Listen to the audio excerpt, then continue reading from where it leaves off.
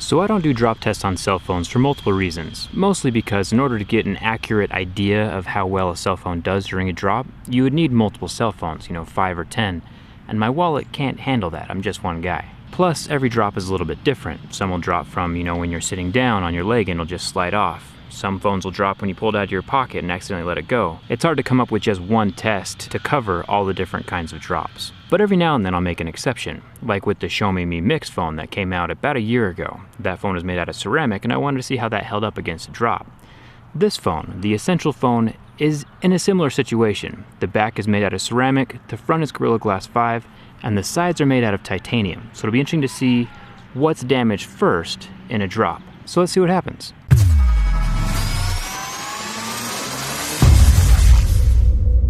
Alright, so in order to do this drop test, I have 2 cameras set up. I'll have my Essential phone sitting on my lap right here, and I'll just stand up and let it fall down to the ground, just like a normal everyday drop situation. Then here I have my Galaxy Note 8, which is filming in slow motion. This is the one I took the color off the back, it's clear. And this is my Galaxy S8, which is very scientifically situated on top of this tripod, also filming in slow motion.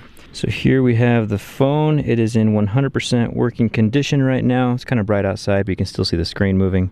It does have a couple imperfections on it, which is another reason I don't do drop tests, because I've already compromised the integrity of the ceramic panel, as well as the front glass, the Gorilla Glass 5 and the ceramic on the back. The sides have scratches too, but a scratch doesn't compromise metal as much as it does ceramic and glass.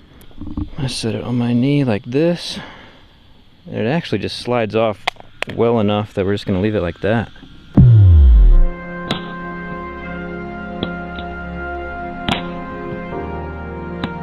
So coming from my knee, doesn't look like there's any damage done on the back yet.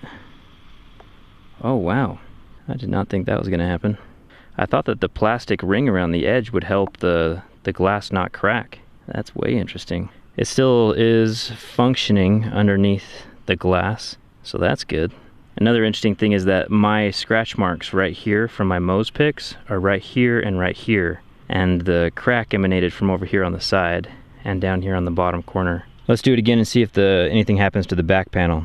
We'll just let it slide off my leg naturally.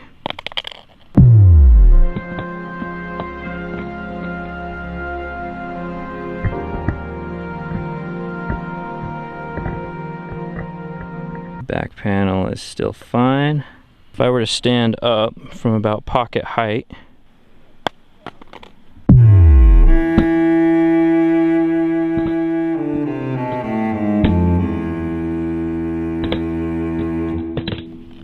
still nothing on the back panel. The front's just as cracked as it was during that first drop. Waist height with the back facing down. That was a pretty solid drop.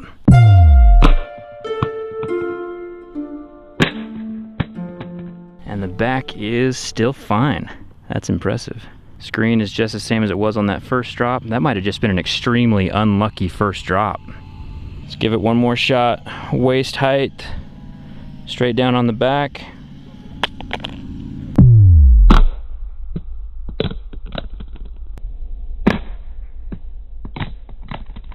So if we're looking at the ceramic, we got the crack in the corner there. It looks like the screen, the screen took some major damage on that last one. The ceramic up here in the top corner looks all right. The plastic is what, that plastic surrounding the lip is what's really damaged. You have my scratch marks, but other than my scratch marks, the ceramic looks pretty undamaged. The back panel's still 100% fine. No scratches besides the ones that I put on it. And the screen is just roasted. It's like we're missing entire chunks of glass out of the front. That's crazy. Since the screen is already broken, we're gonna try it one more time from head height. Right about here, and we'll see if we can get the back ceramic panel to damage.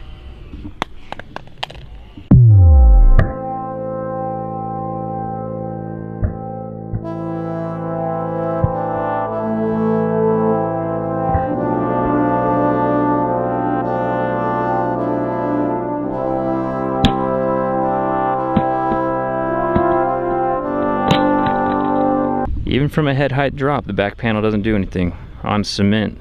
Now the screen's still completely destroyed though. Last time, head height.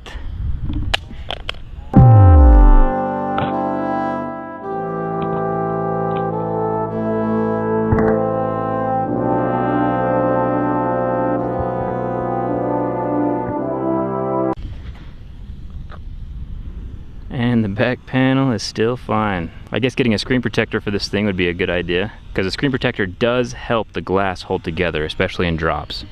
So even though a drop test isn't incredibly scientific, I still think it's super interesting. Personally, I thought that the back was going to be the first thing that breaks, since ceramic has a much higher rating on Mohs scale of hardness. It's more brittle. The glass, the Gorilla Glass 5, should have lasted a little bit longer in my opinion, but drops are so hard to predict. Now the good news is that since the back didn't break and the side titanium didn't really damage, the screen is the easiest thing to protect on the whole cell phone. Obviously a case would help an extraordinary amount, but a screen protector would do a lot as well, whether it's the plastic kind of screen protectors or the glass screen protectors. If it were to drop, fall, hit a rock, the first thing that absorbs that impact is the screen protector itself and not the more expensive screen of the phone.